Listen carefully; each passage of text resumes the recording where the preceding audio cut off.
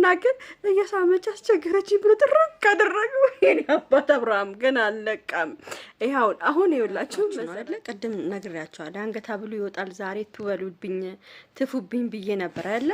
ይኸው እንግዲህ እንዳያችሁት ነግሬያቸዋለሁ ቅድም እህቱ ቤት ይሄዳል። እህቱ ቤት ሄዶ እህቱ ቤት ነው የሚወስዱት። ከዛ በኋላ አንገታ ብሉን ያወልቃሉ ከወንድሟ ሁለቱ እህትማማቾች ብዬ ከፈለጋችሁ ቱ ብላችሁ ትፉብኝ ብዬ ነበር። ይኸው ዛሬ ወለቃ አያችሁ አይደል ባይናችሁ።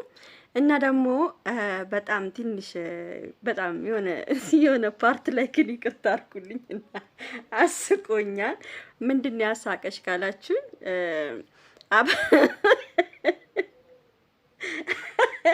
ለማንኛውም ይሄን ቪዲዮ በደንብ አድርጋችሁ ላይክ፣ ሼር፣ ሰብስክራይብ አድርጉ ፕሊስ። ላይክ አድርጉ እሺ ወዶቼ፣ ላይክ አድርጉ በደንብ አድርጋችሁ።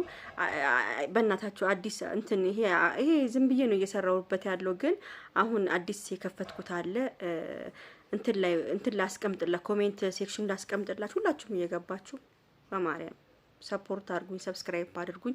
ይሄንም ላይክ ሼር ሰብስክራይብ አድርጉልኝ እሺ። እና የሆነች ፓርት ላይ አስቆኛል፣ ይቅርታ አድርጉልኝና ማለት ነው። በጣም ነው የሳኩት። እሱ ላይ ሄርሜላ መታ እዚህ ጋር ስትስሞ ጉንጩን እየጠረገ እየሳመችኝ ነው አለ። ከዛ በኋላ ምን ሲለው እየሳመች አስቸገረችኝ።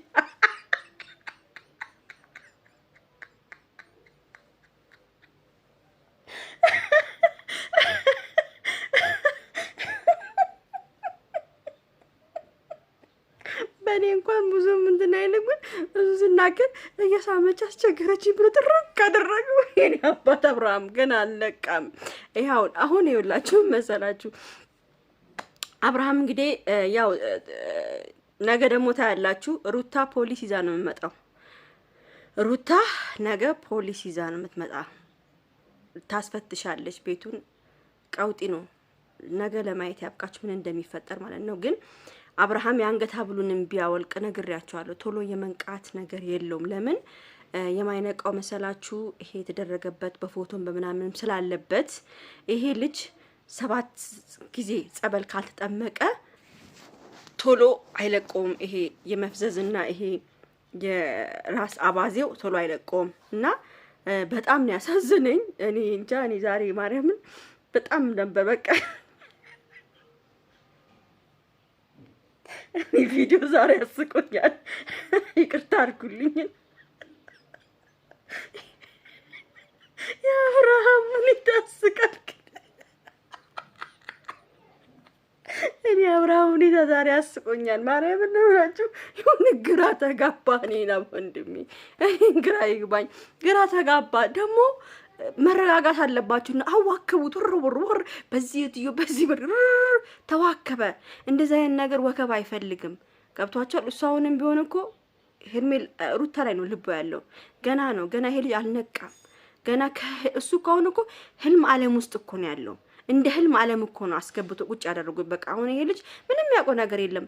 ሄርሜላ ስስመው ማነች እሷ ምንድነው ዝም ብላ ፍጽም ይምራ ትርክ ያደረገው ልጅ እንግዲህ ቢያቅ እንግዲህ ከሄርሜላ ጋር ስንት ላይፍ እና ስንት ነገር ያሳለፈልኝ ነው። ገብቷቸዋል። ስለዚህ በነገው ዕለት እንደውም እኔ ብል እንትን ቢሆን ማስበው እህቱ ይዛው ጸበል ብትገባ አብረው ጸበል ቢሄዱና ወደ ስውሯ ማርያም የተከበረች እናታችን ቅድስት ድንግል ማርያም አይደለም እንደዚህ አይነት አጋንንት ቀርቶ ስንትና ስንት ኤችአይቪ ካንሰር፣ ስኳር ስንትን በሽታዎችን የምታስለቅቅ ቅድስት ድንግል ማርያም እናታችን ስውሯ ማርያም ከወሰደችው አይደለም 7 ቀን 3 ቀን ብቻ ለሱ በቂው ነው። 3 ቀን ብቻ በሯን የረገጠ ሁሉ በሯን የነካ ሁሉ እንደሚድን ቃል የገባች እናታችን ነች። በሬን የረገጠ ሁሉ ይፈወሳል ይድናል ብላለች። አብርሃም እዛ ቢወሰድ ይድናል ብዬ አስባለሁ። ይሄ የኔ ሐሳብ ነው። ይሄ የኔ ነው። እናንተ ሐሳባችሁን አላውቅም። የኔን ሐሳብ ነው የምነግራችሁ።